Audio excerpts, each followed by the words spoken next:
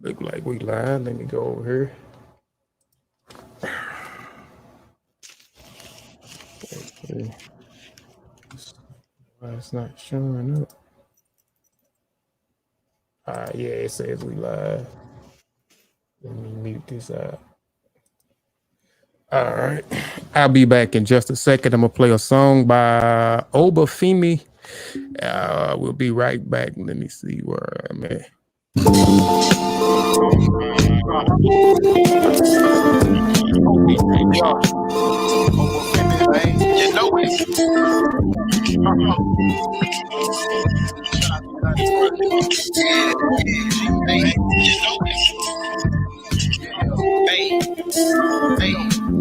Cognitive dissonance, colonized indigenous minds, bodies, innocence, European participants, Jesus no deliverance, rebellion with militants, culturally different, rape, murder incidents, justice no equivalence, lyrical abolitionists, ancestral reverence, soul music the resonance, mind sharp like elephants, melanin glow, elegance, imperial pestilence, governmental negligence, miracle black excellence, manipulate the elements, formulate with eloquence, bars of social relevance, United States decadence, African-centered preference, my people set the precedence, MCE the delegates, go and check the references, get it out the sediment, evaporate impediments, this that shit excrement, our story indefinite, saying cover by increments, body temple instrument, tuned into the infinite, over.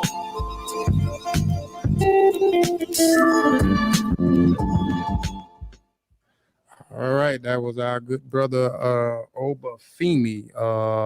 Dang, I forgot the name of the song, but shout out to brother Obafemi. And also, man, go check out that interview that I did. I did a Warrior Scholar Special Edition, Hip Hop Edition. So go check out that interview that I did with that Pan-African RBG hip hop artist. Peace to Sister Athea. Please share the show. First, I want to say peace and Black African power. Not ETM Hotep. I'm losing train of thought, but ETM Hotep. Dua, Aku, Dua, Netcha, Fatmu, Alafie, Fatmu, Riri, Fatmu, Iwa Pele, Majuba Ibe Ie Gungun, Majuba Ibe Ie Gungun, Majuba Ibe Ie Lakba, Majuba Ibe Ie Lakba, Igungun, Kiki Gungun. I always want to get honor and praises to the ancestors, because without the ancestors, we wouldn't be here. We are our ancestors. I also want to extend honor and praises to the true and living elders out there, according to an African perspective and from an African worldview. Because over here, just because you are older than me does not make you an elder if you do not meet the standards or the criteria from an African perspective or from an African worldview. Then you are just an older and not an elder to me. So keep that in mind. All right. We got Brother Chavis and Brother T'Challa and our special guests on the panel. I'll let Brother Chavis, I'm going to share the show too while you speak with Brother Chavis, and then I'll allow T'Challa. Then we'll get into the codes and conducts, the lit advertising, and then we'll jump in and let our guests introduce themselves, and then we'll get into the interview. All right. Well, this is Brother Chavis, and this is special for me because this is my auntie and a very, very big influence on my overall intellectual everything. She challenged me from since forever. She always been challenging me to be the most intelligent, or at least strive to be it, and never limit myself. So that's what I do, and this is where I get it from. This is my teacher as far as anything dealing with intellect, the academic, whatever, all that. This is who influenced me. So I'm proud to introduce her to the community and to the brothers, so we can see pretty much what she has to offer, because it's a whole lot. You're gonna get to seeing just where her mind is and what she has to offer as soon as she gets to, really getting into what she got going on. But just like the show, share the show, tell a friend, and I'm ready to get in, but I'm gonna let T'Challa say what if he got anything to say. All right, peace, family. Um, yeah, see, I've been in and out the back chat, but I didn't know that this was your family. So we always welcome, especially the sisterhood, giving us wisdom and knowledge because our first teachers as humans, as mammals, are our mothers, and we can stand and learn a lot from the sisters. Everybody that's in the chat that support us.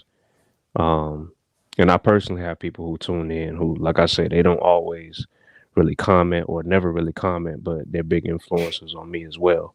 So that maternal lineage and that matrilineal tradition that we follow over here with African-centered scholarship, we always welcome that. So, it's a treat. Like and share the show. And well, let's get into it, family. All right. Well, first, man, like I said, let's do some advertising, and then we'll jump into the video, to the interview, because I'm definitely ready for it. But here we got my book, Beautiful Lessons About Kimoyo. If you want to understand the different elements that make up Kimoyo, a lot of you, we're trying to get y'all familiar with Kimoyo. Kimoyo, we're just trying to replace the word African traditional religion and African spirituality with the word Kimoyo. Kimoyo describes our ancestral traditions better. So if you want to get a better understanding of African traditional religion or African spirituality, if that's what you call it, or what we are trying to push people forward with, the word key moyo, this definitely is a book if you want to understand those different elements. Also, if you don't have our volume 4, we are a collective Kofi Piesie research team, which is always presented by the Motsi Warrior Clan, Spirit Masters, a historical survey in the minds of African warrior scholars. Scholars Volume 4. This is our 4th edition, which also have Brother Chavis on this, and he has 2 chapters in this one. So please go and support this work like you supported the others as well. Also, the name is inspired by the Dinka people in the South Sudan, which we created an institution. A Spear Masters Institution is an institution for the youth. Also, if you're trying to get familiar with what's about COVID-19, you're trying to get an understanding of what a virus is, what the immune system does, these myths that has been spread throughout TikTok, Instagram, Facebook, this definitely is the book for you as well. So go get that book. It is by our great brother, Iniaret Sean Calfani, who also is a member of the Motsi Warrior Clan and Kofi Piesie research team. Like Chavis has in his hand, this is up under our institution, Spear Masters Institution Coloring Book 1. If you want, this is a book that was created for kids to color and to learn and have fun at the same sense. So as they're coloring, they're learning about what they are actually coloring. This is up under the Spear Masters Institution. So go get that. Also, Religious Belief Revisited, the Tp-hsb edition by our brother Chavis. He should have his books this week. If you in the Atlanta area, please come out, support, get you a signed copy. You know what I'm saying? Support this brother. It's still in the pre-orders, but as soon as he get his copies, we're going to take it off of pre-orders. It's going to be official release, and we're going to do something. We might have a soft release for his book down there in Atlanta, so we'll see how that work out, if I can plan it out. Also, this week, January the 21st, this is also up on the Spear Masters Institution, the comprehension book. This will be available Friday. If you want signed copies, you can get them at the Black Dot bookstore, where we will be at on Saturday.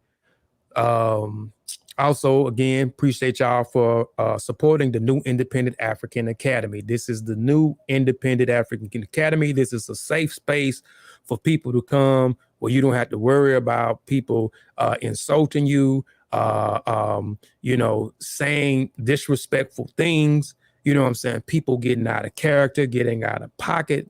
This is a respectful platform. This is a platform for information. We do have fun at times, but we definitely serious about getting this information out to our people. So again, appreciate y'all for supporting the New Independent African Academy. This is the New Independent African Academy t-shirts. We have an apparel company in Boca, Family Connect Apparel. Go to www.familyconnectapparel and get you a shirt. New Independent African Academy shirt. Is also cold outside, so go get you a hoodie. We have the hoodies and the pants, which is also available on Mboka Family Connect Apparel. So go support us in our apparel company. Again, that is Mboka Family Connect Apparel, or just go to Google, and once you type in NBOK, the rest of it will pop up. You just click it and go into the section, man, where we got a variety of things, man, on there that you can pick from. If you want Gucci, Fendi, Louis, this definitely is not the apparel company for you. That is not for us in particular. So if you want something that represents you, then go to Mboka Family Connect Apparel for some of your apparel. So now that we got that out the way, I'm gonna read the mandates real quick, and we're gonna jump into the thing, because I know y'all probably like, man, when are you gonna start the interview? But I promised that I said I was gonna read these mandates every day. Peace to everybody in the chat. Peace to Brother Zane, Sister Benita, Kiana Wright. Peace to my wife. Peace to Satepara, Mary Amin. Again, peace to Athea Cross. Peace to Zane. Peace to Kimoyo, West African Spirit. Y'all, please like and share the show. Please share the show. Let me read these. If I got them pulled up. I think I got them pulled up. Oh, hold on, y'all. I thought I had them. Yeah, I do. All right. So these are the codes of conducts and the mandates. All right. This is the New Independent African Academy community mandates. Number 1, never talk down on another NIA member in public. Number 2, no pseudoisms. Research methods and methodology must be followed. Number 4, teach those that are ready and willing to learn. Number 5, support other members. Number 6, disagreements handled in private. Number 7, no one is above correction. Number 8, we must stand on Black Africa, its descendants and diaspora. Number 9, zero tolerance for dishonesty. Number 10, the standard for how we must conduct ourselves. So for those that may not know what is, that is good character. Number 11 is no selfless acts. Number 12, no scamming. Number 13, no pedophilia. Number 14, no disrespecting Black women. Number 15, race first. Number 16, supporting Black businesses. Number 17, integrity. Let me do this over here, because I know people, I'm looking at the opposite of the camera. I got all these cameras over here. Number 18, we must possess the will to learn. Number 19, each one teach one, or my phrase, as I learn, we all learn. Number 1, for the goal is producing more authors. Number 2 is producing exceptional men and women. Number 3 is institutions for learning. Number 5 is entrepreneurship. Number 5 is scientific literacy. Number 6 is scholarships for the youth. Number 7 is long-lasting marriages. Number 8 is creating rites of passage. Number 9 is unification. And number 10 is multiple support groups. So now that we have those mandates out of the way, let me go back on the computer. I can see what's going on in the chat. All right. So I'm gonna let Chavis do this. Chavis, could you welcome your auntie, man, to the platform, please, sir? He done popped right on up. We live in the hood. This Wi-Fi is unpredictable. I know it. But could you please, sister, introduce yourself for people Absolutely. that may not know who you are? Briefly, I'll say briefly, because I know if I let you talk, you're gonna probably start talking about some of the stuff I may be asking. So briefly introduce yourself for people that may not know who you are, and could you run down some of your credentials as well? Okay. I'm Velicia Hawkins-Moore. I teach high school math for students with exceptional needs here in the Houston area. I'm a PhD candidate at Prairie View A&M University. I'm pursuing a doctorate in educational leadership, area of emphasis in the global knowledge economy, specifically the Hbcu role in it. I'm also recovering from COVID and some sinus stuff, so my voice is it's a mess. I worked in Abu Dhabi for about 3 years as a part of their comprehensive education reform. done some other things internationally. That's why transnational education is my focus. All right. Yeah, we definitely gonna talk a little bit more about that later on in the show. So I always start off, these first two questions are always questions that I ask everybody that come on to the show. So name some of your favorite warrior scholars. Ooh, okay. Right now, I'm a little late in the game. I just read Paula Giddings. She's got a autobiography out about it's called A Sword Among Lions, and it's gosh, Ida B. Wells. I don't know how that escaped me, but my master's is in sociology.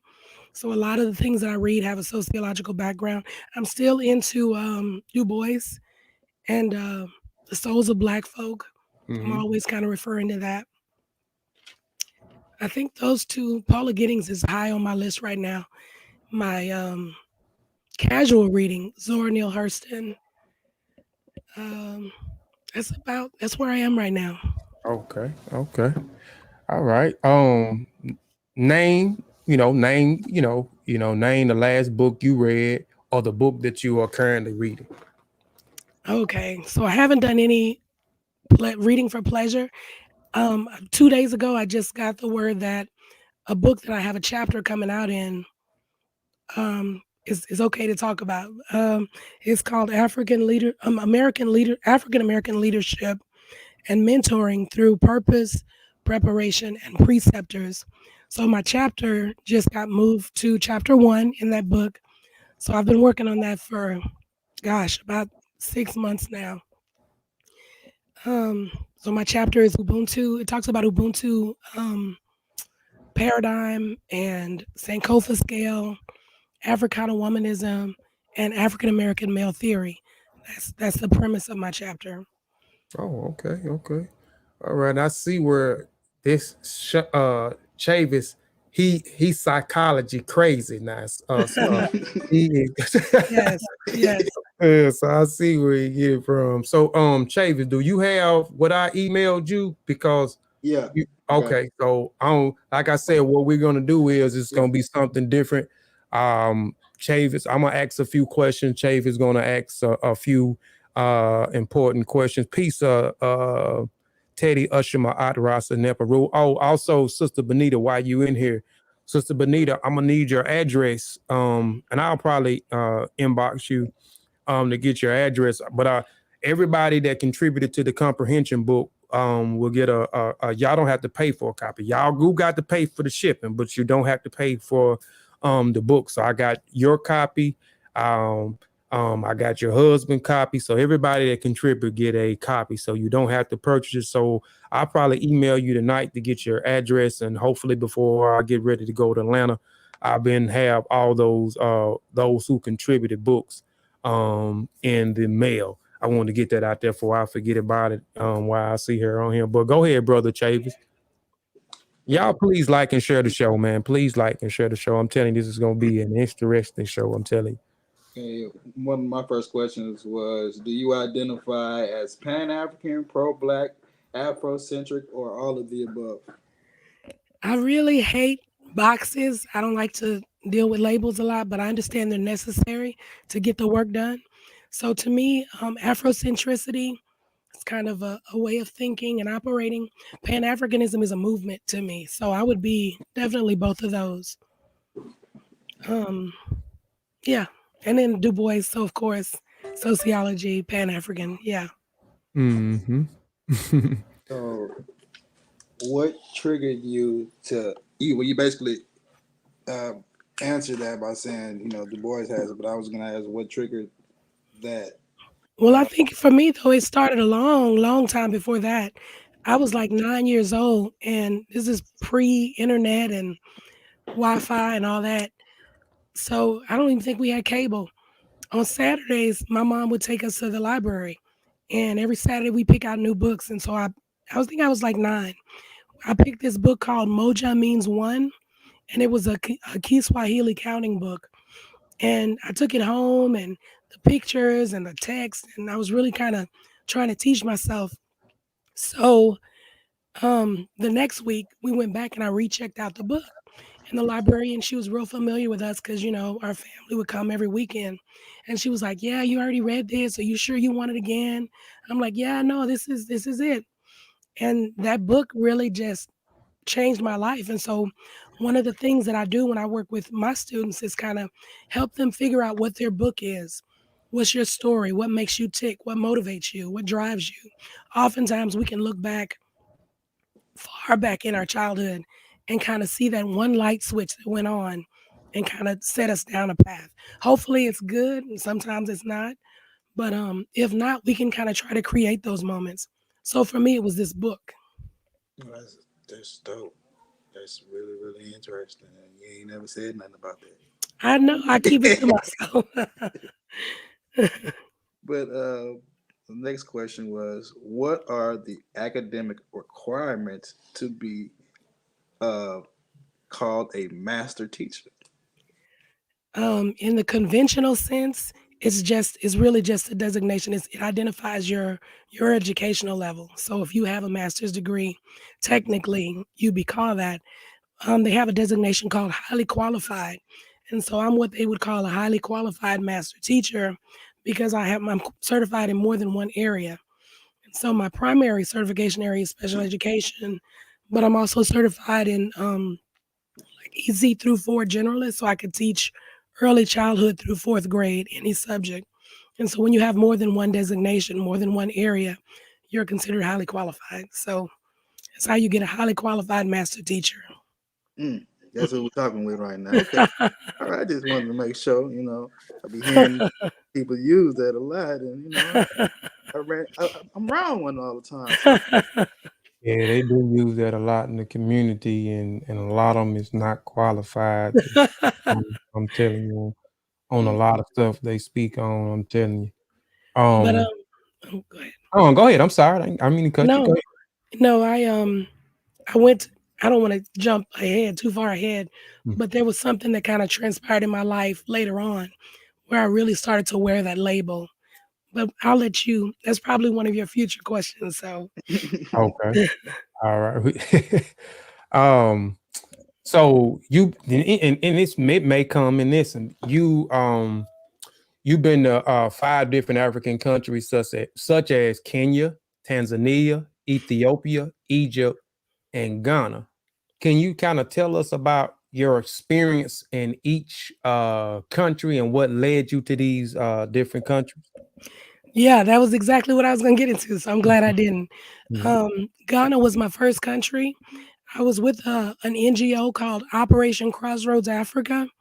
And I really recommend that anybody with any desire to go, check out this NGO. I was able to go for free because if you agree to lead a group, then they'll pay for everything. So that was pretty cool. So we trained at a What is it? NGO? What? Explain what's an NGO. Oh, a non-government organization. In fact, the guy who started this, I think his name was Dr. Robinson, he met with Kennedy after he founded this organization, and Kennedy shaped the Peace Corps after this organization, which is kind of how it works in our community. We come up with these great ideas and then people, So, Operation Crossroads Africa sent us off to West Africa, to Ghana. And I stayed for about 3 months almost in a village. We had no running water, no electricity. And I've been to Ghana several times, but that is by far one of the best times. So the thing that happened on that trip that really made me into a master teacher is we lived, our hut was at the top of our house, was at the top of a hill. And the water well was at the foot of the hill.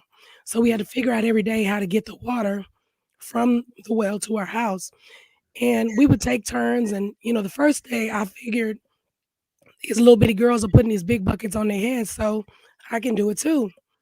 And they kept trying to tell me, they were like, Miss, no, you can't. I'm like, I got this. I had more water down my back than I had in the bucket by the time I got to the top of the hill. So the next day I'm like, well, these buckets have handles. Maybe I'll teach them about handles. And that's one of the enlightening things for me. I felt like I was woke when I went there. Like I'm Black, I know what I'm doing, I'm here with my people. And for me, I think it was eye-opening to realize I still had some growing to do. They knew what handles were. They were not using them for a reason. So I took my bucket and I had to stop every 10, 15 feet. And the next day, like from my back, from one side of my shoulder to the other, I felt like I was paralyzed. I could not move. I don't know how they did it. So then I started, we trained at Adelphi University. So we took trips into Jamaica, Queens. And so we got a lot of trinkets for the kids, a lot of candy and stuff. So I was like trying to figure it out. I'm like, I'm a PhD candidate. I'm smarter than this problem. So I was like, well, let me get a kid some candy for bringing me water. So that worked about the first month and a half, and I ran out of candy. So then I was like, well, I got some change. Let me chunk them some change. And midway through that, a much older lady, her back was really, really bent over. She came up to the hill and she was like, hey, somebody up here is giving the kids money for bringing them water. And once again, I'm this Western mindset from somebody who, was somewhat enlightened. And I'm, sticking my chest out. I'm proud. I'm like, yeah, that's me. And she was like, yeah, I need you to stop doing that. And I was like, what? She was like, if you need them to get you some water, just tell them to get you some water. They'll do it. But when they're older like me, and she kind of pointed to her back, she said, somebody's going to bring them water. And that's their payment. That's, and I'm like, here, I got Wi-Fi, I got Facebook and Google. And this lady is really giving me knowledge on not only how you raise responsible kids, but how you create a sustainable community. That community was only going to be sustainable if everybody bought into it. Mhm. Buying into it meant no instant gratification. You were going to get your reward a little later, and it was going to come through the community. So that's the point that I became a master teacher. I had the label, but I didn't earn it until that time in Ghana. That's a different kind of wisdom, man. Yeah. I heard that before, but like every time that's a different kind of you can't get that at a college. You know what I'm saying? Right. That's heavy. So then I moved to Abu Dhabi, and it was so cheap to get to Africa. I was going every other month. So me and my daughter went to Egypt, and we met these Rastas from the West Coast. And they were like, asking us where we'd been, and we hadn't been many places. So they put us on to this lady named Gannett, who has a women's economic development co-op in Ethiopia. They gave us a list of places that we should go. And then they said, go to Tanzania and meet up with Pete O'Neill. And I thought I was pretty woke. So I'm like, who is Pete O'Neill? So they gave us some reading to go do. We watched the documentary. I think it's called A Panther in Exile. It's real short. I think it's made by PBS. It's like 20 minutes, 30 minutes. It's real short. But it talks about Pete O'Neill and how he came to be in exile in Tanzania. So we were real adventurous. I booked a trip. I think it was like a 4 or 5 hour flight into Tanzania to Dar es Salaam. And then I took an 11-hour bus ride from Dar es Salaam to Arusha. Arusha is this village at the foot of Mount Kilimanjaro. And I didn't call ahead. We, you know how the credits roll in a movie? At the end of the credits, there was a phone number. So I was like, oh, that's probably the producer. They may know how to get in touch with him. So I took the number with me, got to the hotel and dialed the number. And she answered the phone. She was just like, hello. And I'm like, oh, you don't know me. I'm trying to get in touch with Pete O'Neill and Charlotte Hill O'Neill, his wife. And she was like, oh, this is Charlotte. And I was like, oh my God. Because after I watched the video and I saw the work that they were doing, bringing youth over from Chicago, I was in love with them. So I went to, she was like, oh, I'm gonna be in town in the morning. Let's meet up and let's have tea. So we had spiced tea. And she started telling me her story about how she was like 19, he was maybe 22, and he came home and he was like, hey, they're putting all the Panthers in jail. I got to get out of the country. And she was like, had never been out of, I think it was Kansas City. And she was like, yeah, let me get a bag. And I'm like, that's some ride or die type of stuff. So they left. They went to, I think, Cuba, Algeria, Ghana. She's got this big Chinyame on one shoulder and this huge panther on the other for the Black Panthers. And so she spent the whole day with me. Just an amazing lady. She talked about the nature of their relationship because I'm like, our marriages don't make it through. He didn't put the garbage out. How did you make it through? I got to leave my mama, my daddy, everything I know. And she was like, there were 3 components. She said they were best friends. They had their own interest individually, and they had joint interest. And those 3 things kept them together. And Pete called the whole time, like we were there all day. He called, he was like, where you at? I miss you. I'm like, this is a 70-something-year-old man, 70-something years old. And he's still bringing the romance and it was cool. It was cool. Yeah, so that was Tanzania for me. It was all about Pete and Charlotte O'Neill. Kenya, I've been to Kenya a lot because it was one of the least expensive places to go. Ethiopia, we only went to Addis Ababa.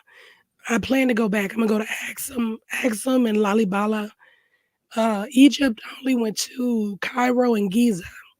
And when I go back, I'm gonna go to Sharm el Sheikh and Memphis and Alexandria. You said Kenya was Kenya is pretty cheap because the main I'm like I said, I'm trying to go to Gambia this year, but and the only reason why I'm going to Gambia is because of we have a relationship with Fatou Sengay, who is the CEO of those schools in Banjul, Gambia. I initially starting out when I became aware years ago, I was Egyptian crazy. So I got a whole bookshelf just full of nothing but and I'm a founding member of a group called the Seshumani Meta Nature, where we began to understand the language, which is called Rani Kemet, and the writing script, which is called the Sesh Meta Nature. And we began to understand the methodology, and then we created a YouTube channel to show that you don't have to take transliterations and translations from these racist Egyptologists. You got people that look like us that had studied and understand how to transliterate and translate those, what they call the hieroglyphs, or what we would call the Sesh, or what they would call the Sesh. But over time developed, I began to start a passion for West Africa, a love for West Africa. So I began to study West Africa extensively. And once I did my DNA test, my trip to Egypt, that disappeared. So once I did a DNA test and I found out that my on my father's side, they come from Kenya. They were from Kenya and they migrated to Nigeria. And my mother came from Uganda and migrated to Ghana. So those are the places. So Ghana, Nigeria, Kenya, and Uganda are the 4 main places I want to go. But I'm gonna go to Gambia first. And so, but you said Kenya is the most inexpensive place to go. So that might be my next place to go was to Kenya. Out there to Kenya. I want to go out there in Kenya. I want to network. I want to see some of the people out there and network. Go see some of the villages. So that definitely gonna be a spot. What all did you do when you was in Kenya? I was able to go to, there's this place called the Lost City or the Lost Village. And it's where the Mau Mau, who were overthrowing colonial rule, they hid in these caves. And so on my Facebook, I got this beautiful picture behind the waterfalls. And they were the most ingenious people to kind of, at that time, really try and maneuver against colonization. So walking in those footsteps, the path, and just understanding how much they had to go through to stay hidden, to come out fight. You know, I got pictures of the name of it, but you gotta go to this place. It is amazing. Yeah, that for me that was a highlight of Kenya. You said it was the lost who? I want to say it's the lost. It's not a city. I got to look on my Facebook. I got a picture of it. Okay. But You said it's the caverns and caves where the Mau Mau hid okay. during the revolution. We trace them down to the Mau Maus. It's probably his people.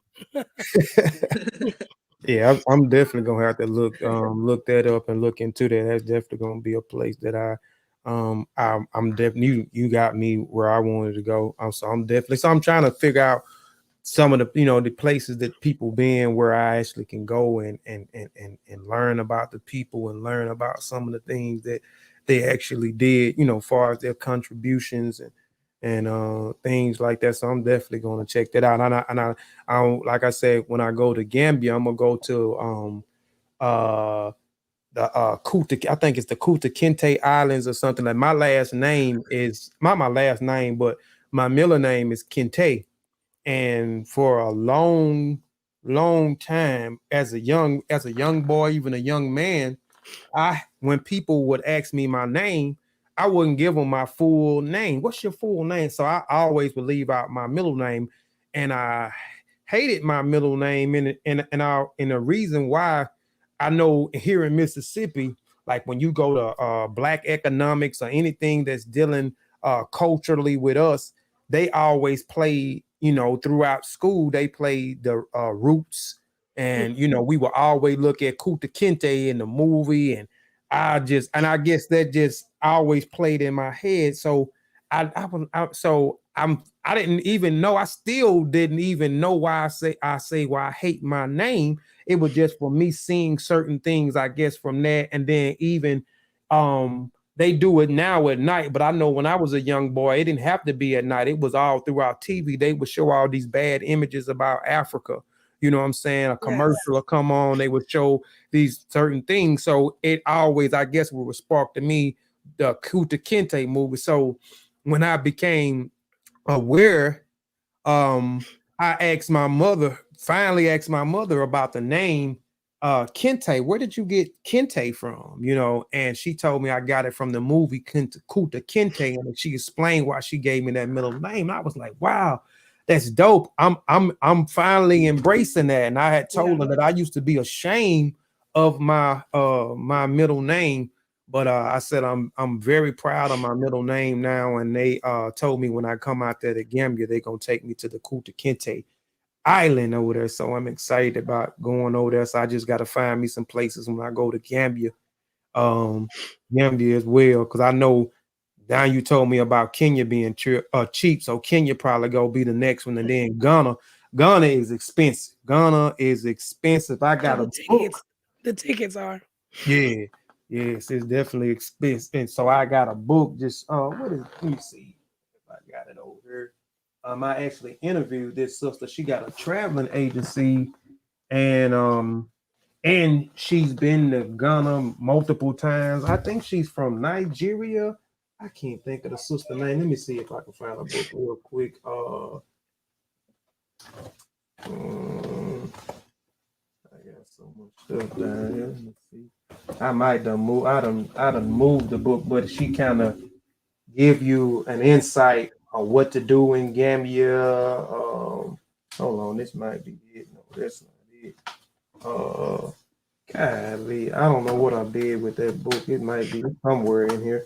But anyway, man. So I'm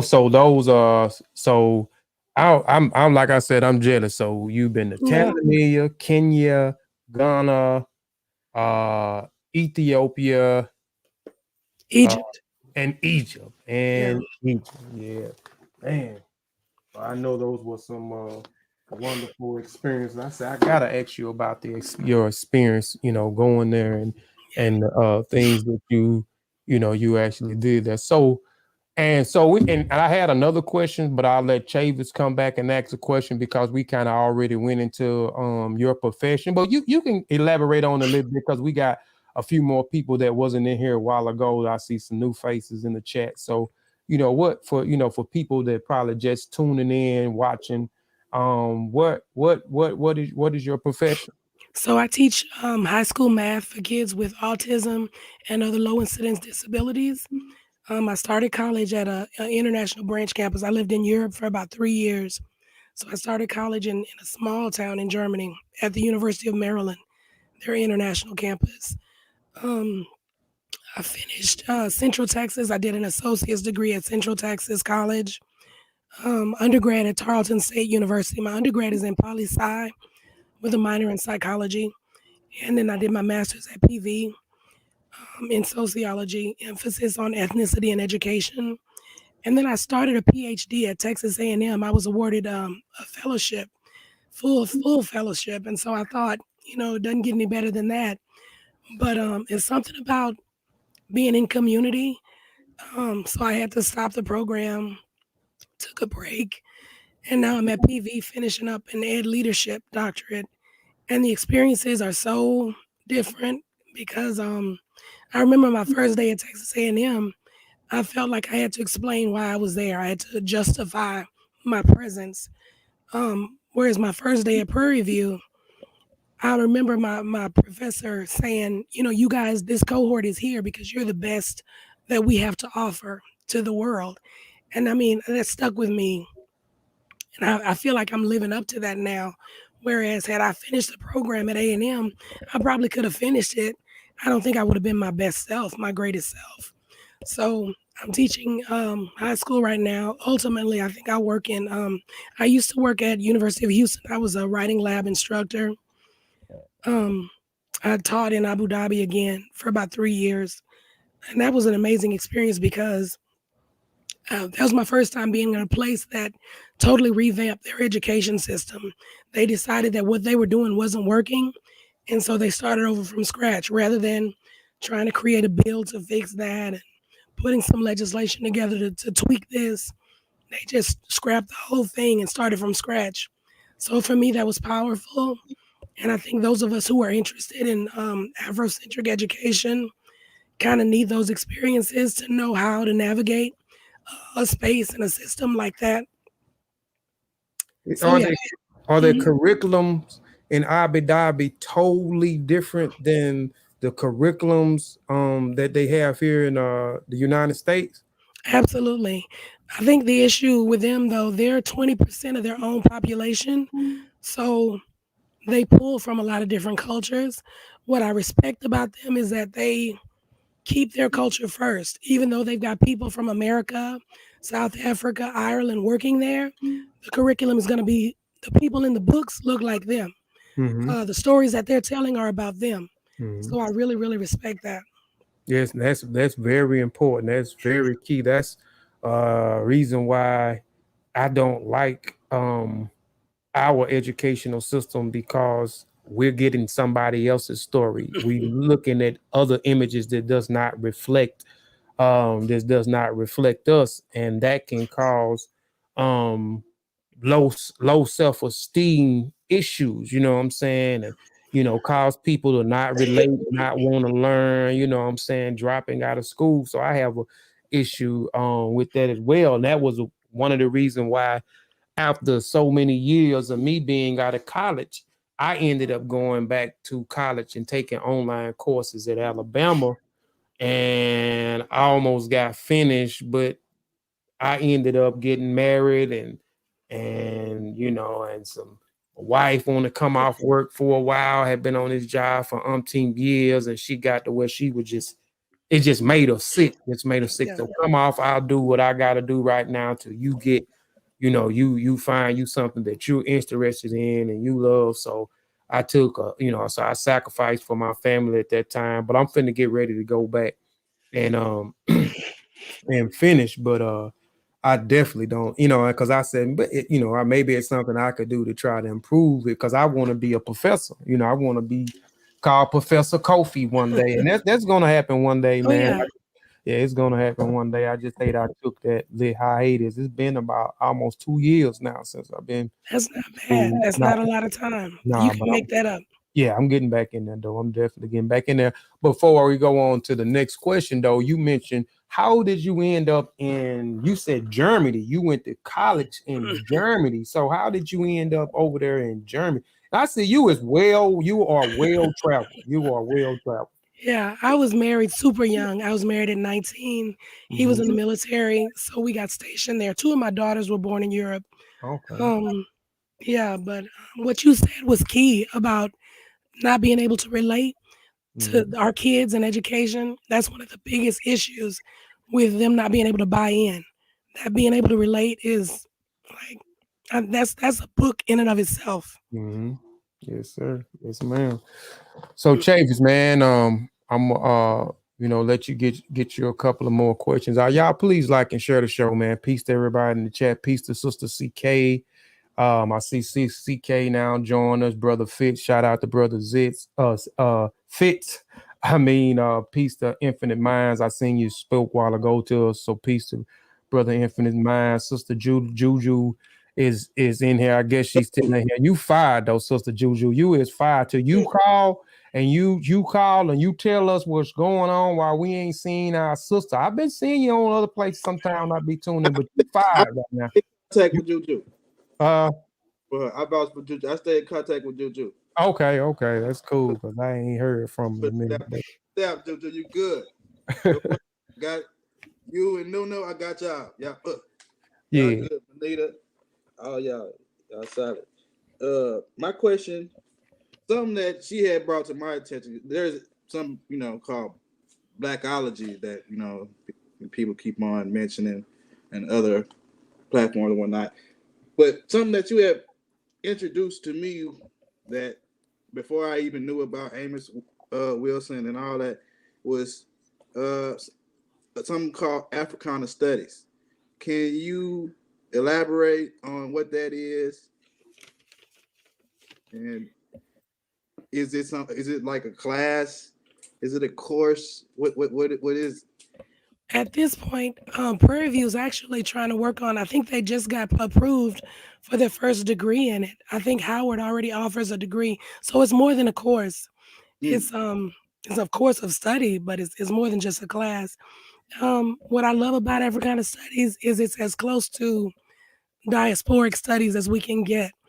It includes the whole diaspora in this context. And that's important because my daughter was at a conference, I want to say maybe 3 months ago, and there was a whole group of Black kids, at her talk who had never heard the word diaspora. They didn't know what it was. I have high school kids that don't know what an HBCU is. So I get comfortable in my little cocoon and I forget that this is not the norm. And so, when we talk about Africana Studies, I had the chance to meet, I think it was right before Derek Bell passed, Asante, what's his? Malefe. Yes, Malefe Asante at Texas A&M. So he, of course, coined the phrase Afrocentricity. So the whole paradigm, all of those concepts together kind of led me to Africana Womanism. I know you want to maybe get to that later, but no, that was the next question. Good segue. Okay, good. Yeah, so Africana Womanism, that's my passion. Again, for somebody who doesn't like labels, I don't really, but the concept itself is what I'm in love with. And again, it's a spinoff. All of these work together, and that's what I like about it. They fit, they match. So Clenora Hudson Weems and I met Nadav at a conference. Just what I love about Africana Womanism, it gives me an alternative, I think, to feminism. I'm not a feminist basher. I don't bash them. I just can't subscribe to anything that separates Black men and Black women. So Africana Womanism, the whole struggle, the paradigm works in a way that we struggle together because our experience in America is so unique. I can't put Black in front of something like feminism and say, oh, this works for me, because it doesn't. My struggle isn't against Black men. My struggle is with Black men against this system of oppression. So Africana Womanism gives us a way. And I know this is one of your other questions, but when you talk about frames, I think for me, Africana Womanism kind of defines the epitome of what a frame is. So it gives us this intellectual way of understanding content and information and knowledge. And so the fact that it has tenets and principles that we can live by and follow, and that we can use to work towards this common goal, Afrocentricity, Africana Womanism, all of those things kind of give us that and head us in this direction together. That's dope, because I never, since my studies, never heard of Africana's Womanism. Me either. Never. Clenora Hudson Weems, this book, I mean, and it predates feminism. So it's been around before. And that's why I say I don't bash feminists. You got to do what you got to do. But the fact that Black women had a platform prior to feminism, something that worked for us. And that's a book that I just read in Paula Giddings' Sword Among Lions. She talks about this whole Ida B. Wells and how she was with this women's suffragist movement. And there's this debate because a lot of people want to refute it, but they asked her to march in the back of the parade because they trying to raise money and they don't want to see a Black face. But if this is feminism and if we in this together, why I got to walk in the back? So yeah, for me, the fact that there's an alternative that predates feminism that works for Black people specifically, again, because our experience is like nobody else's. Nobody else literally was brought here the way that we were brought here. So nobody's going to struggle the way that we're going to struggle. And if you separate us and tell women they have to fight in this way and men they have to fight in that way, we're never going to win. We're never going to get ahead. Yes, ma'am. I tell you, we got to get up. What?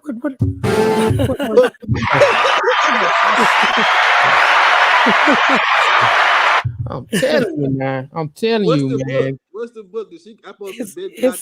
It's called Africana Womanism. Clenora Hudson Weems' book. Na Dove has a book as well. Hers is phenomenal, powerful. Na Dove spends a lot of time in Ghana. She's amazing. She's an incredible mother. She's one of my sheroes. But yeah, both books.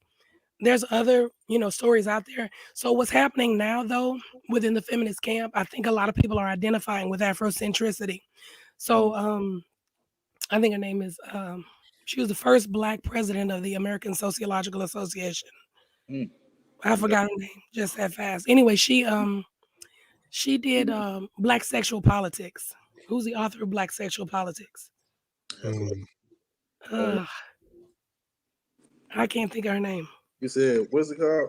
Black Sexual Politics. I don't know why I can't think of this lady's name.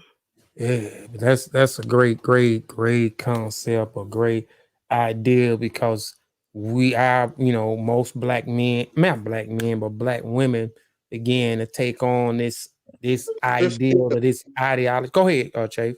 No, the lady called Patricia Hill Collins. Patricia Hill Collins. She's the first Black president of the ASA, American Sociological Association. So she's trying to mesh the two together.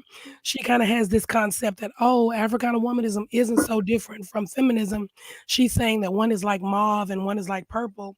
But the fact that Africana Womanism specifically speaks to the fact that this struggle, that the marriage, the partnership between the two. And I don't want to get into everybody else's lanes. That's why I chose the BGLO that I chose, because Phi Beta Sigma and Zeta Phi Beta, it happens to be our Founders Day. So happy Founders Day to my sorors. But that sorority and that fraternity are the only two that are constitutionally bound. And so when I heard this, I was like, we were created in 1920.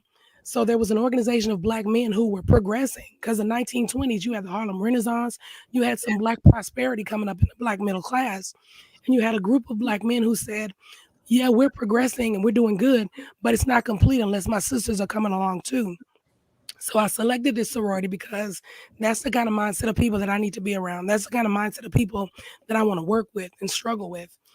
To make it so in such a way that our Constitution will say that as we progress, our sisters have to progress too. That was one of the second reason was, of course, because they were the first to charter in Africa. But yeah, this We is gonna talk about that. We gonna talk about I'm getting too far ahead. Okay. Get too far ahead. But you got another one. This I know you ready to get this in here off too, Chase. Go ahead and get this. Next question. Oh, I just want to know, why is sociology so important? Oh yeah, it's one of my first loves. It's the study of subsets within society. It's how we relate to one another, how we progress, how we don't. I think sociology, and to me, when I saw the work that Black people were doing early on in sociology in the 1800s, Ida B. Wells wrote the Red Record, and it was one of not just the first Black, it was one of the first sociological studies out there, because she made this theory and she said, okay, you're lynching all these Black people, saying it's because they keep raping white women. Well, let's do a study about it, and she did. That's what the Red Record is. And she said, well, based on this theory, during the war, because all the white men were all fighting the Revolutionary War, surely rape should have been through the roof, because there's no white men there to protect white women. And because that wasn't true, and we know it wasn't true, and in fact, there were women who were lynched under the same premise. So I love that she was able to do that. Then she went on, of course, to the Chicago school, doing the mappings. Du Bois, of course, with sociology. Mhm. It's important because again, we were kind of we were at the forefront of that movement of sociology, and we used it to kind of really stake our claim to humanity, to be here, to live freely. Ida B. Wells was such a warrior. I mean, the fact that she had to flee, they bombed her printing press. She had to leave the country, went to Europe for a little while till it laid low, came back and hit it again, went right back at it. Hey, So, I just yeah. want to chime in real quick. I'm up here in the shot. Y'all done mentioned the Yes, shy so too many many times. So times. y'all, Yes. everybody should be familiar with that brother T'Challa. This is where I live. In the Windy City, and we just changed one of our major highways. The So going into downtown, if anybody's familiar with Chi-Town, anybody else that live in Chi-Town, they should know. 290 Expressway is also known as the Eisenhower Expressway, right? So going into downtown, and the Eisenhower, or AKA 290, it runs east and westbound until you get out to the west suburbs past Maywood, where I'm at now. It starts to curve going north in a northern and western direction. But going back into downtown, we have what used to be called Congress Parkway, and that was the main street going into right up under the stock exchange and going into downtown. Well, they just renamed it a couple years back. They've been doing all this construction. They renamed it to Ida B. Wells. And I was actually, kind of happy to see that because, there's so much history and to learn. Like, you got people who've been into Afrocentricity and being quote unquote RBG minded, but they don't really know Ida B. Wells' story. Um, and so, I just kind of want to put that 2 cents in. Like, we have to understand that even tuning into shows like this, where you just never know who might come on and drop some jewels and let you know, like, look, I'd have been all over the world, and not to flaunt that in nobody's face, but that's real important. Like, sisters need to hear that, and we need to have more sisters on, as Kofi has been doing, like, to show people, no, Ida B. Wells, she, like you say, they bombed the printing press. It's so much that sister went through, like, truly carrying that Tubman spirit. So I'll chime back out. That's truth, man. She was one of her famous speeches. She was backstage nursing her son right before she went on. So, a lot of times the feminist camp won't tell you that. And that's kind of the beef between her and Susan B. Anthony. Was Susan B. Anthony wrote her a letter saying, man, I thought you was about the cause. You out here having babies and getting married. And she was like, this is my cause. My people are my cause. So feminists can claim her if they want to, but the way she lived her life, that was Africana Womanism. All right. Oh, hold on. Let me type this and I'll get to the next question. Oh, I'm blind. I got glasses on and still. So I'm telling you, my sight is bad. But yeah,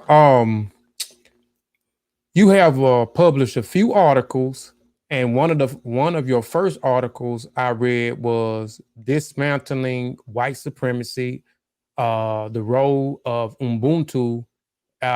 What is that? Say that, Chavis. I got that word. Chavis introduced me to this word here. Epistemology. Okay, what she said at the U.S. universities, Yeah. which is the which is in Neo's Volume 3, Issue 1. And I wanted to I forgot about that, but you already explained what Neos is, because when I seen that, I don't wanted to know what Neos was, but just briefly, just elaborate back on that, because you kind of talked about that because Chavis asked you about that earlier, because I didn't know what that was neither when I seen it, that your article was published through them, which was one of their issues. So what is Neo Yeah. again? It's a children and youth anthropological outlet. I want to say University of Michigan puts it out. I'm not 100% sure, but I think is that the green one? Michigan State is green. Yeah, University of Michigan is blue and gold, right? Yeah, Michigan Maybe is it's blue and gold. I thought Michigan was blue and gold. Spartan, so whichever one. Spartans are green. So maybe it's the green one. And one of those Michigan schools, I think, puts it out. Mhm. But yeah, it's a children's and youth anthropology platform. And they do a lot of great research. I was really excited. It was my first official commentary publication. Yeah, so I got hooked on Ubuntu, a paradigm. I started looking at the epistemology, Right, started digging we'll go into that. epistemology. That was my name. So, What is Ubuntu epistemology? What, and you can break both of them down. okay. Most people on here may be familiar what Ubuntu is, but if they, but still, just if they don't, just elaborate what Ubuntu epistemology is, or what it is together as well.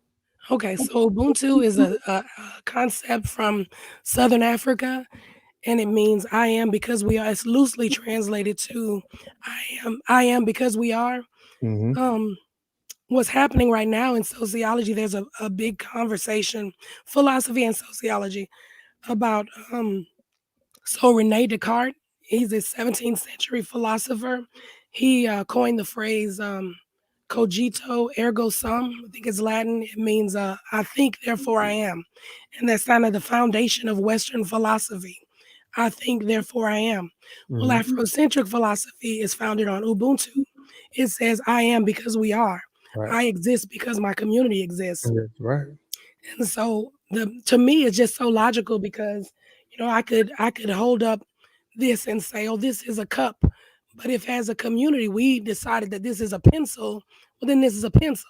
I can say it's a cup all day long, but as a community, we've already made the ground rules. Mm-hmm. And so Ubuntu really kind of guides my life. It's my mantra that I kind of live by. And so then I started looking into it as a concept, as an ideology, because I wanted to frame my dissertation around Ubuntu somehow. And I think I still have. So I looked at the epistemology of it, and that's basically just what do we like? How do we justify fact from opinion? That's what epistemology does. So then as I looked at the epistemology, I realized that epistemology is a part of a larger frame again. So the frame that I use now is Ubuntu paradigm. Every paradigm in the world has to have these four components: an epistemology, an axiology, an ontology, and a methodology. And so, of course, the ontology, everything starts with that. That is, the nature of being. What exists. And from that, we can ask axiological questions like, well, what is it that we value as a community, as a culture together? I like to think that somewhere in there, there's this existentialism, kind of like, how do we use what we know and what we believe to determine how we live? That's not an official part of a paradigm. It's just something I kind of put in there. And then, of course, there's epistemology, which I said was, how do we determine what's true and factual from what I believe, or what I think? And then of course the methodology is how do we make that happen systematically, not just, in isolated incidences. So that's what I'm working with right now is Ubuntu paradigm. Just kind of taking this concept of I know that I exist and I'm successful and I prosper only because of what my ancestors kind of imparted to me. And that's really the flaw to me in Descartes' whole argument about thinking, and that's just it. My thoughts and my concepts, everything I write is built on something my ancestors have already done. They've already given me. I'm able to make it nuanced. I'm able to make it fit in a millennial frame, but it came from somewhere. I didn't just pull it out of thin air. So I'm looking at Ubuntu and kind of phrasing that and framing that in a way that's methodological, that can be kind of packaged and transported. Okay, man, I tell you, you have taught Chavis Tp-hsb well, because he talks about this all the time. I said, golly, that's talking to Chavis now. He breaks it down. You have taught him well. Thank you. Now you also wrote an article I also read titled Role of Africa During This HBCU Renaissance Revolution. What is that? Prognostication? What is that? Prognostications for the impact of HBCUs in Africa.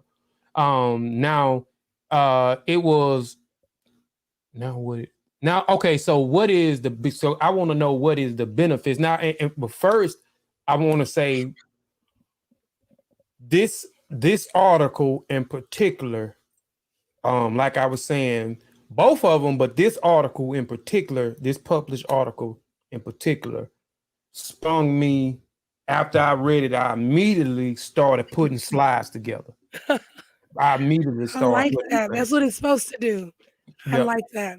So I started putting slides together, and I read the article twice, and I liked the article because some of the things that I had been questioning for a couple of years, you kind of explained it to me and kind of gave me some clarity on some of the things. So I was like, okay, man, and I love learning, especially about something, I just love learning. So I was like, man, so I was intrigued with reading. I said, I got to read this again. So I read it again, and I immediately started putting together a PowerPoint for a show that I may be doing tomorrow or either Thursday. But and like I said, my hypotheses may change due to some of the questions. But first, what is the purpose of the purpose of HBCUs? For people that may not know what a HBCU is, everybody should know what it is, but it's the historical Black colleges and universities. So what is the purpose of them being in Africa or West Africa and Pacific? So one of the things, and this is a piece that I'm working on right now, one of these many arguments that I'm having with people, I think that's why I stay in Facebook jail. But so Monrovia College, I think, was established in about 1863. One of the arguments that I'm making right now is that it's an HBCU. By definition, I shouldn't have to argue it because by definition, it is an HBCU. But just, again, getting the community on board. But if that's true, and if we acknowledge and recognize that, then that would make Monrovia College America's first venture into transnational education. Because the second transnational institution, I think, was I want to say American University. They co-opted a school in maybe Israel, Tel Aviv, somewhere around there. But it was like 2 years later in 1865. So Monrovia College came about in 1863. And again, the whole purpose of that school was to educate emancipated enslaved persons. The reason they're important right now in West Africa is because it's twofold. Well, it's a lot of reasons, but the primary two is that HBCUs are struggling, have struggled after George Floyd and a lot of other things came to pass. Our numbers are looking a lot better, but a way to increase enrollment is to target a more receptive audience. So there's a school in, I want to say Massachusetts, called Clark University. not Clark Atlanta, but Clark University in Massachusetts. They're a very small liberal arts college, and they have a branch campus in Israel. Well, ironically, the primary population at Clark is Jewish students. So it makes sense that if you're a small school, you don't have a lot of resources, you don't have a lot of endowments, and you want to create an international branch campus, you would go somewhere where there's a receptive audience. So what HBCU should do is the same thing. Go somewhere where there's a more likely receptive audience. West Africa. Again, because we already have a presence there, because there are some things that are unique to Black people. I felt super comfortable in Ghana, more so than anywhere else, because people really looked.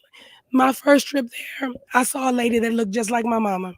I was on a bus, on a tro-tro, and I'm like, that lady could be my mama.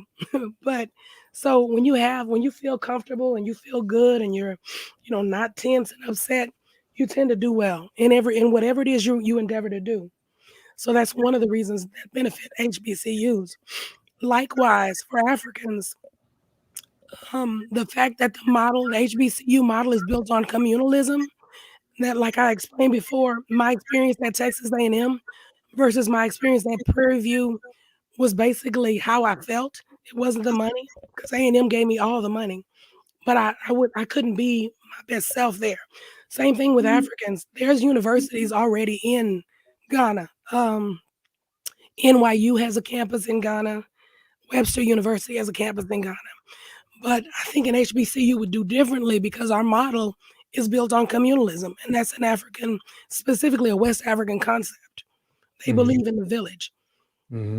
So those are two reasons that I think HBCU should be in West Africa. Okay. Now HBCUs are famously known for their bands. So, and will there be bands at the African HBC satellite schools? Because there are a satellite school, Morgan State is trying to get a satellite school, a HBC satellite school near one of the universities in Ghana.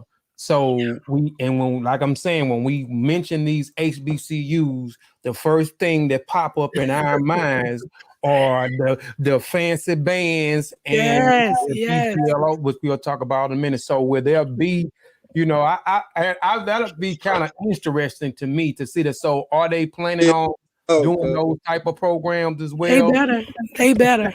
If they not, they better. Yeah, you can't get the full HBCU experience without it. And again, it's beneficial. It's twofold for our students to get that kind of exposure and experience, and then for African students to get the same thing. It just benefits. It's a win-win for everybody. Right. And there's a lot of music majors who could benefit from saying they did that. They probably gonna have to. I don't know how many they have on the line for drum major. They gonna have to. They're gonna have to open that up a little bit more. I don't know if it's they got 10 or 15. They gonna probably have to have 50 at Africa. Yeah, that's gonna be one of the top spots. The drum band. They got all types of instruments in there, but we know most of the time when we look at things that's going on culturally wise. I ain't gonna even just culturally wise. In everyday experience, the drums are always there. So I said that's gonna be one of the top band spots over there, man. Let me get that. Let me get this drum roll spot. And I'm gonna be over there trying to get it because you already know I'm coming with the djembe hands. The child plays the djembe. Really? Yeah, he plays the djembe. He's actually an instructor. He actually teaches classes on how to play the drums as well. You gotta check out my page, man. I took lessons in Kenya. I got pictures of me getting my djembe drumming lessons in Kenya at the Maasai Market. Yeah. So all right. So, go ahead, Chavis. You got one, and then we going into the BG. We going into these black letter Greeks. I'm ready. You already kind of made it, yep. Clear. It was, are you in a sorority? You know what I'm saying? Yes, it is my Founders Day. Zeta Phi Beta Sorority Incorporated. I'm excited. I joined in Abu Dhabi. I was a member of the first line. They chartered maybe 2 years before they brought us in. So it was an amazing experience being able to cross in a place like that, one of the richest countries in the world. Oh And again, wow. doing great work, doing Those great work on it. pictures, man. Yes, yes. Wow. Okay. So I Yeah, just learned something else too. You know where else they had it, because that was a question. I couldn't see it. Um. I knew about Liberia. You spoke about the college over there in Liberia, and I actually can kind of see it. I'm actually going to kind of elaborate on that tomorrow when I do my show, because I want to talk about the Annie E. Coleman or Annie E. Smith, or I can't think of the sister name, who actually was over there and came back to the America. She got various degrees, went back, and then came back and got a charter over there.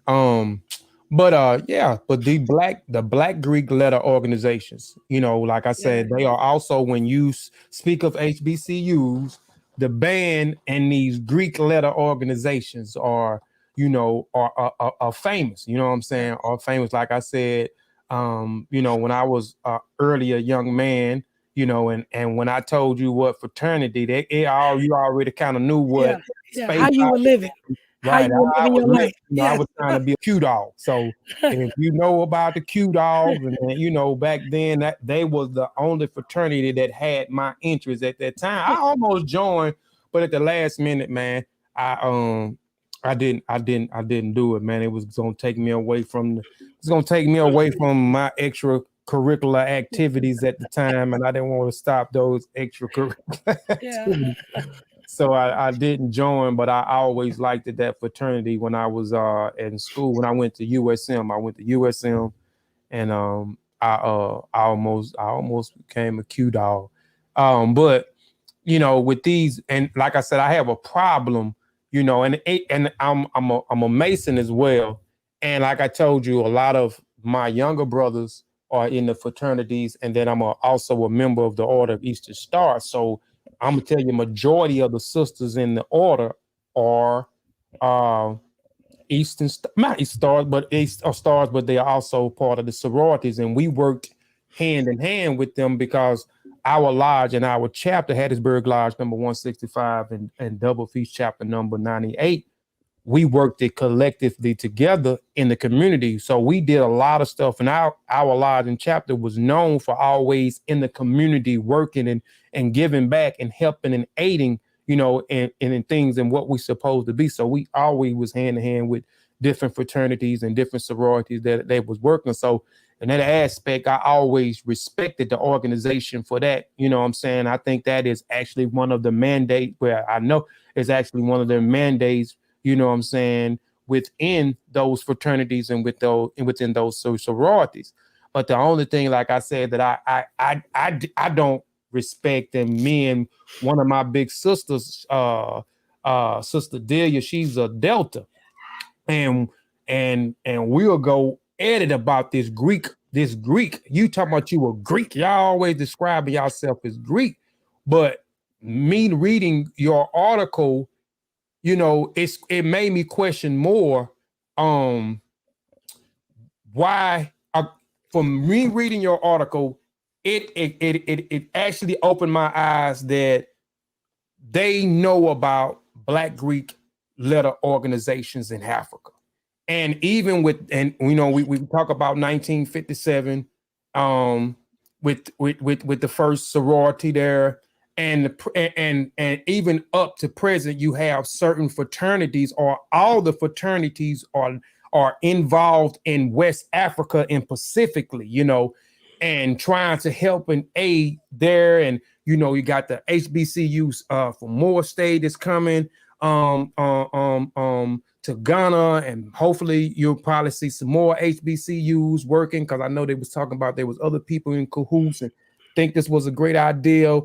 But and even with the Capples, you know, with reading your article and then me doing a little bit more of my own research, you know, the things that they did in 2019, they took these young mentees to Ghana as well. and me reading about the purpose of why they doing it. I in my slides, I got like pictures too, where they got one of their pages. They actually got where they went over there, and the young men that went over there and some of the things that they did, they took pictures. But and I respect that, so I like that. But my thing is now is I know that they have a presence in Africa, and it has been there for a long time. And they are now trying to connect more with Africa and do more things in Africa. So now they have a better understanding of Africa, right?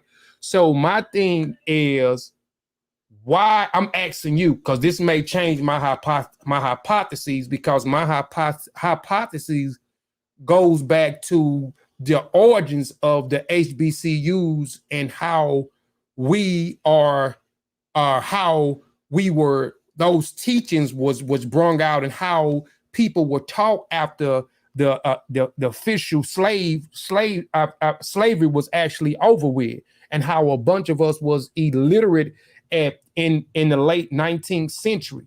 And so I'm going to be talking about that in the origins of how certain organizations came along to help the illiteracy rate of our people coming out of slavery, because we know here it was illegal for us to read and write, and it was certain people that may, read, and the only material that they got, if they was allowed to read, was the Bible at this particular time. So, but with them having a grasp and an understanding of Africa, and a lot of people are now knowing that didn't know back then, know that their ancestry comes from Africa, and a lot of these fraternities are connecting with Africa and going, these fraternities are helping and visiting and trying to build in Africa. My question is, why do they still consider themselves to be Greeks and not African? Why not rename it to an African letter organization, or a Black African, or something? It don't even have to be African. It's something in origin of Africa, something that is a reflection of where they come from. Why are they still referring to themselves as Greeks? You on mute. Unmute. Okay. So I actually was really fortunate to see Harold Johnson had a similar question, and he was, again, schooling me. He talks about, and I don't want to misquote him, but there was a lot of borrowing. We know this to be facts anyway.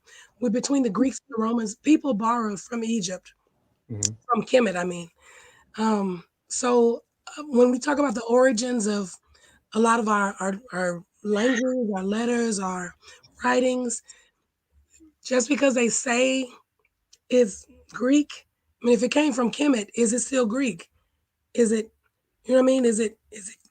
So for me, I think, again, labels and stuff, I try not to get hung up on them, but yeah, I don't have a problem with the name, because, again, looking at his rationale and explanation, and that's something I really, really want to actually explore a little bit further, is a lot of our things that are given credit for being European, of European origin, weren't necessarily of European origin. There are a lot of, we know that was it Socrates? Was it Socrates, Thales went to Kemet. They all studied there. They learned there. Yeah, they went there and learned. Yeah, so the things that they took back with them from Africa, I don't necessarily automatically give them credit for it. So we do use the term because that's what, again, the community and society has agreed that it is. These are Greek letters. But I don't know that I necessarily believe that that was their origin, with everything else that was borrowed from Kemet. Okay. Yeah. Okay, I get you, but I still had to change my hypotheses. I understand. Hypotheses go, and whenever you get some time and you look at it, matter of fact, once I get through with the show, because I don't know if you will be big, because I don't know if I'm gonna do it tomorrow. If I do it tomorrow, it's gonna be at 6. You may have work to do. Just whenever during a week you get a chance to look at it, I'm gonna get him to send you the link. So when you look at the show and go through why I give my hypotheses at the end, you know, and again, this is my hypothesis, this is my opinion. I'm not saying this is fact. I'm just giving, I'm using it from I'm looking at it from a scientific perspective. I'm going to use it from a scientific perspective. So I'm going to do my observation. You know, I'm going to do my observation. Your assessment. You're Yeah. gonna assess it and an analysis. But I mean, it's also about branding. You Mhm. know, like McDonald's, if they would have changed their name tomorrow and say we are Reynolds, you know, I think it's hard to once you establish a brand, Mhm. you got to kind of get by it. You know, Mhm. people gonna want to know, well, why you changed the name. Is it the same fries or, you know? So to avoid a lot of that, a lot has to do with branding. And Yeah. when you build a brand, you build a constituency, you build Right. followers and people who buy into that brand. So I get, you know, there's a lot of nuances. The Salvation Army, I hate that name. I absolutely hate it. But I know for a fact that when I was in West Africa or East Africa, they do a lot of groundwork. They do a lot of work on the ground. So I try not to get caught up in the semantics. But yeah, because salvation, that's not what you bring. You bring in t-shirts and tennis shoes, and that's cool. We need that, but you're not bringing salvation. But Right. I don't knock the organization because I don't like the name. I Mhm. love the work that they do. Mhm. Right. Right. I was I was going to chime in real quick and say, you know, um, people who think like us, you know, the New Independent African Academy or whatever organization you coming with, they don't fool with the nonsense of the pseudo intellectuals, as I call them, where we just making up stuff. We part of the critique that I do share with Kofi's question with that is like, you know, for me, everything is in the name. You see what I'm saying? Whereas I do understand the rationale of not getting hung up over labels or even saying the word Egypt when referring to Kemet or depending on who you're talking to, sometimes all of that can get lost in the conversation that can turn people off. So, but for us, for someone like me, language is everything. That's part of my lane. Where in order for me to play these drums and these rhythms, we understand that we're communicating actually. Like there's an intricate, we can all be sitting down and playing the instrument, but you can be cursing on the drum and not even know it. You see what I'm saying? You could be having a foul mouth and not even know it, thinking that you're just playing a good solo. Oh yeah, that sounds good. No, it didn't. You know what I'm saying? You actually just, you know, demonstrated no different than a person not being able to articulate their words or having a very shallow vocabulary. And that shows on the djembe drum or any drum for that matter. So, but getting back to the build, for me, I have the same critique from an outside looking in. I'm like, you know, I personally don't get down with identifying with a quote unquote Greek organization as an individual. However, once I began to study and understand what certain sororities and fraternities have done for Black people, you know, just even the origins of having a group of people that go forth and be about the community and be about intellect and scholarship, like what it represents, helping those that once they graduate get jobs and, you know, creating a real community for people, and really understanding what a sorority and fraternity does on a campus and what is the purpose. Um, I get I get the camaraderie like it's needed, you know, and it's more about not separating the intellect from every other part of society, which is what Eurocentrism seeks to do. Um, and lastly, it's just for me, the way I get around that and not get too hung up on it, because I'm like Kofi, I look at it, I be like, man, I just can't see myself, you know, saying the word Greek or, you know, using that. But for me, I get around that by actually going in my lanes of scholarship and focusing more on a linguistic and Africana studies in that sense, where I'm into not only specifically linguistics, but speaking several different languages. So therefore, now I don't have to.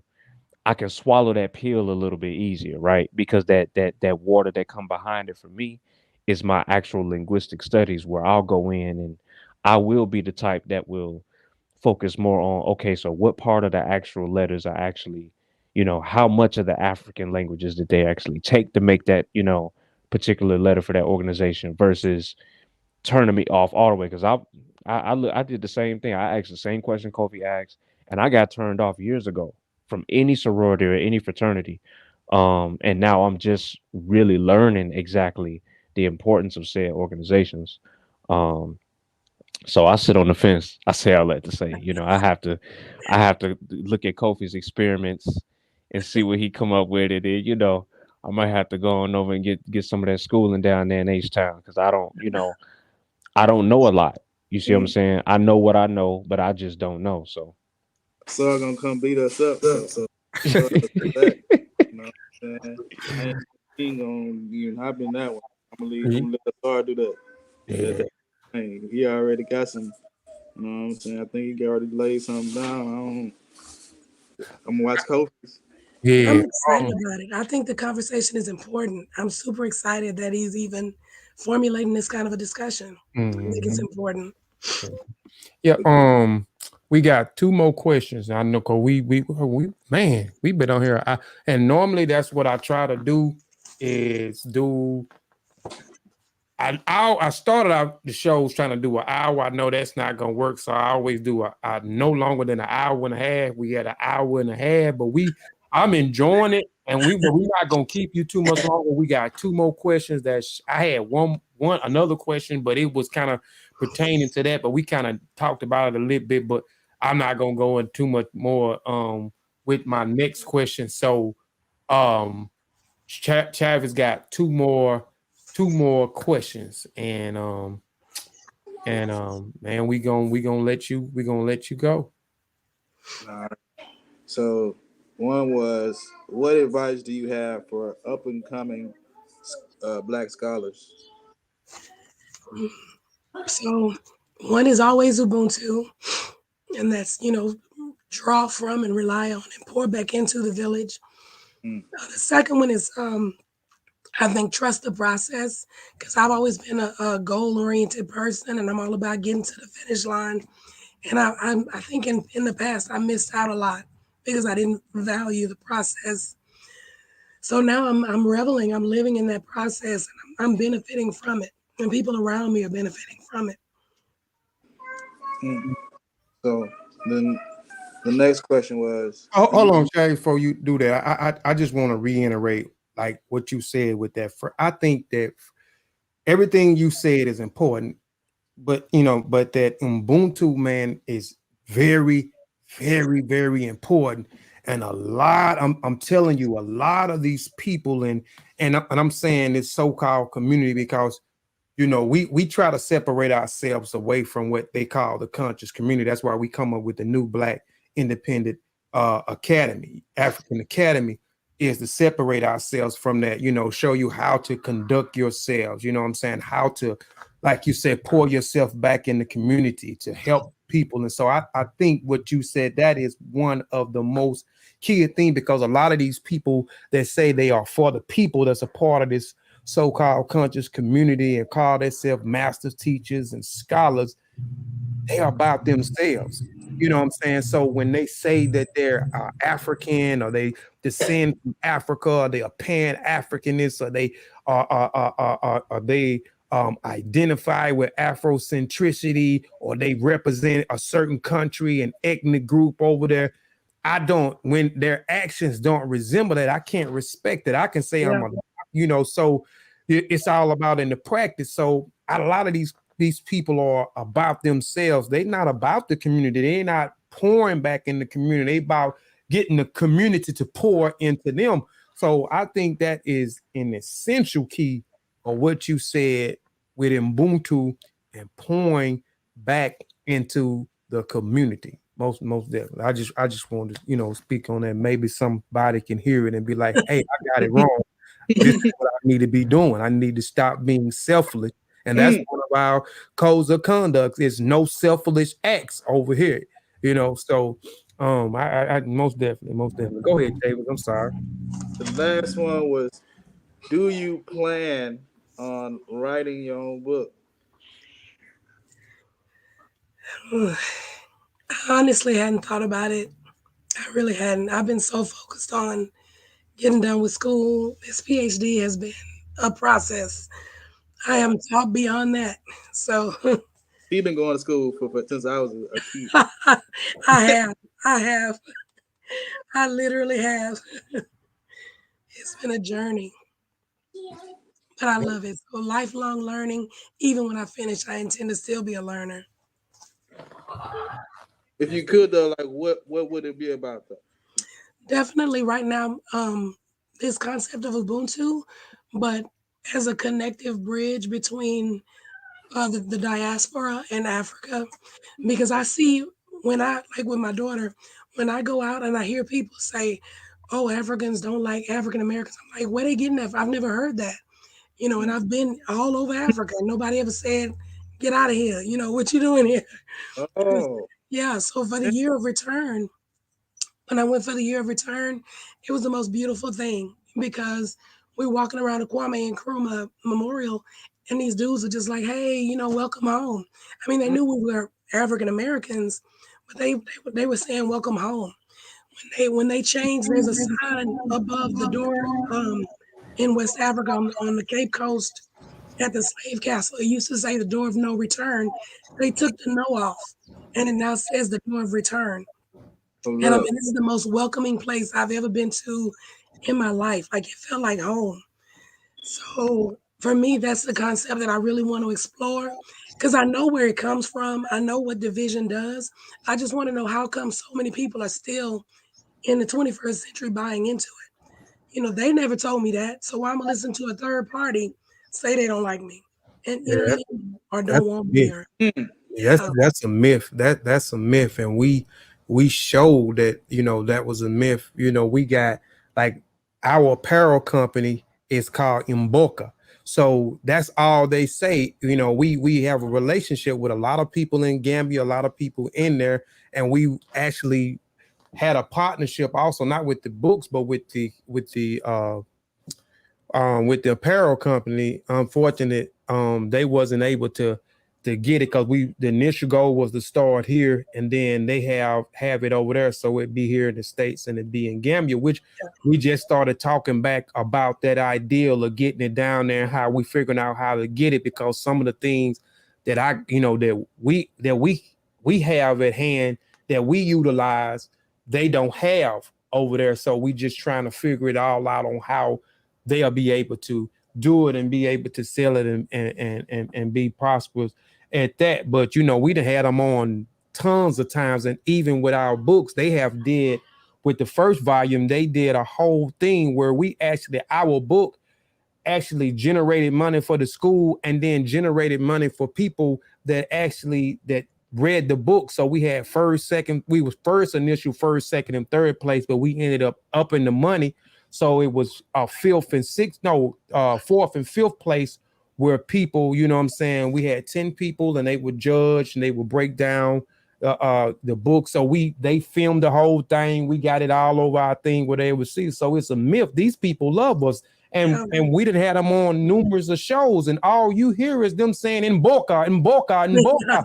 family, we are family. They love us. And even with me building with other people in Nigeria over the phones, you know what I'm saying? In Ghana, nobody has never told me, hey, look, you know what I'm saying, man, we don't accept you African Americans down there. Don't bring y'all. You know what I'm saying? So it's just crazy. And and I talked to someone from he might have been from Mali. I talked to someone from Mali, and on the thing, I did a presentation on the griots about 2 years ago. And brother Asar, what's Asar? Not Asar Hotel, but Asar MK, that dude? No. I can't think of his name right now, but he actually called a guy live while we was on, and the guy was already listening. He had already told him, and he called the guy, and the guy was saying I was dead on with the information, blase, and he never said, "You wrong, my brother. You wrong. We don't like," so we. So it's just all a myth, and like you said, we know where a lot of this stuff come from, and how they try, divide us. You know what I'm saying?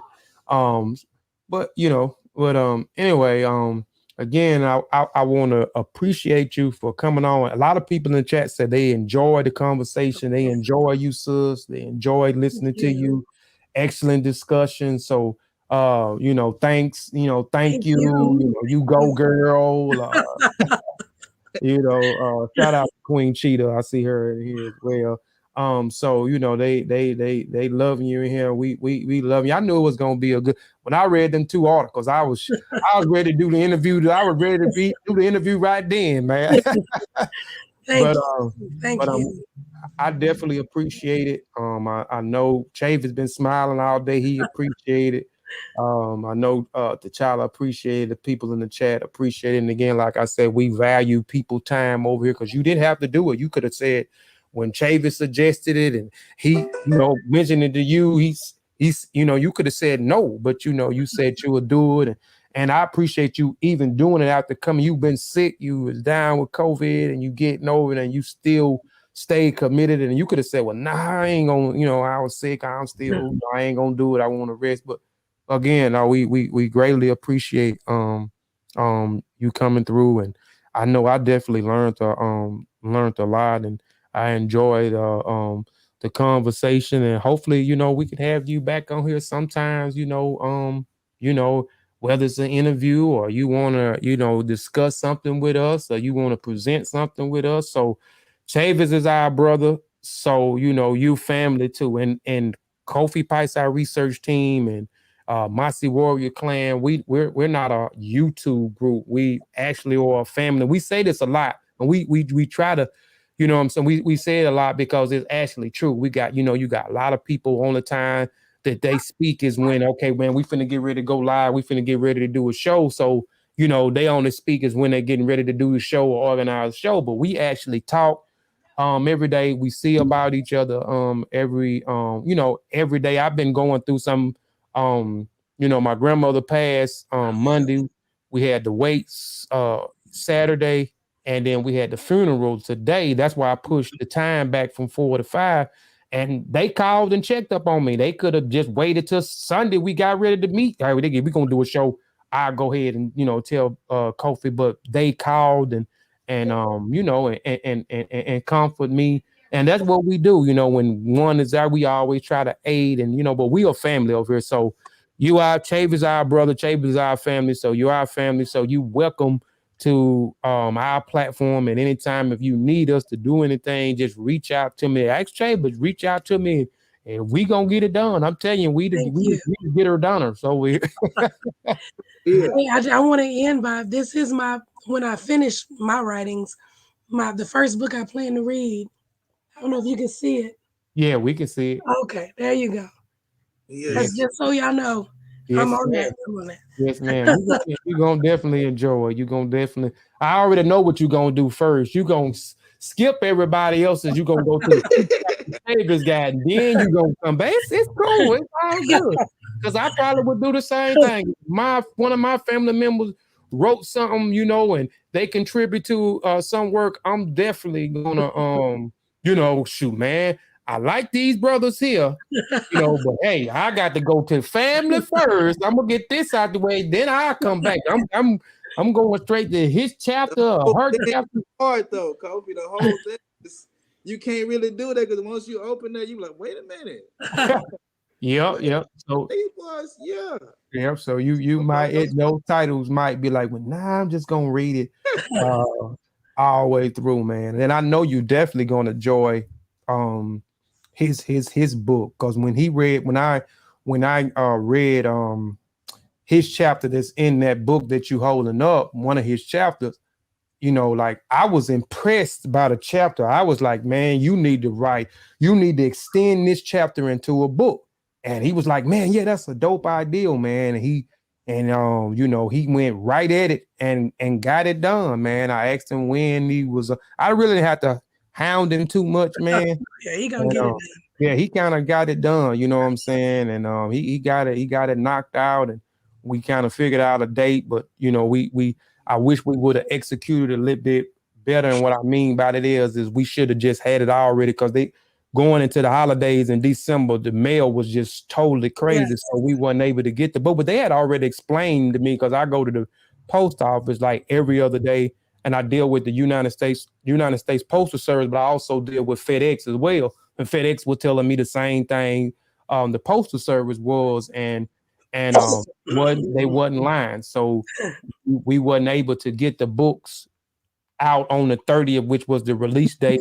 And after that, it was we had an issue with the zip code, but we got the zip code straight. It's on the way, it's coming, and we ain't done anyway. It don't even, it's a learning process, but we ain't done, you know.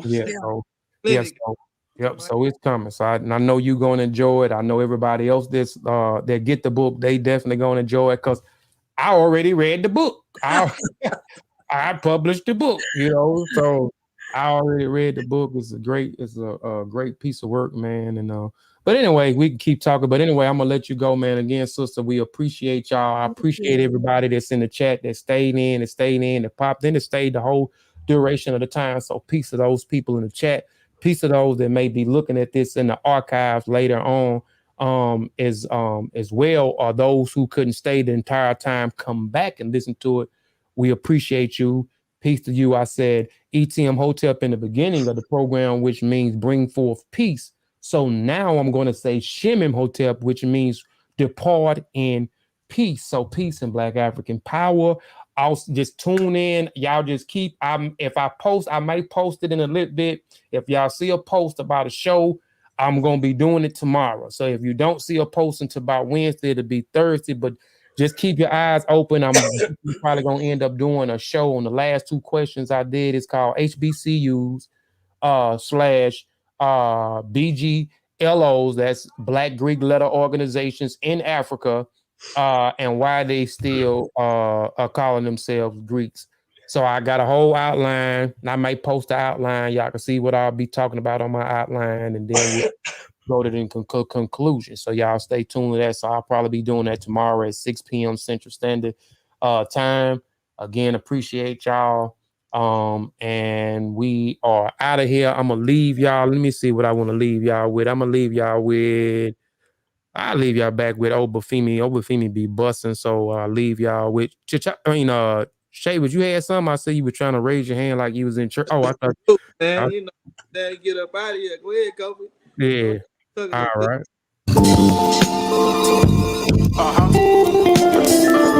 It's over. Yeah. Obafemi, man. You know it. It's so. Shout out to United Front. Yeah. Hey. Hey. Cognitive dissonance, colonized indigenous minds, bodies, innocence, European participants, Jesus no deliverance, rebellion with militants, culturally different, rape, murder incidents, justice no equivalence, lyrical abolitionists, ancestral reverence, soul music the resonance, mind sharp like elephants, melanin glow, elegance, imperial pestilence, governmental negligence, miracle black excellence, manipulate the elements, formulate with eloquence, bars of social relevance, United Snakes decadence, African-centered preference, my people set the precedence, MCE the delegates, go and check the references, eat it out the sediment, evaporate impediments, this shit excrement, our story indefinite, saying cover by increments, body temple instrument, tuned into the infinite, over.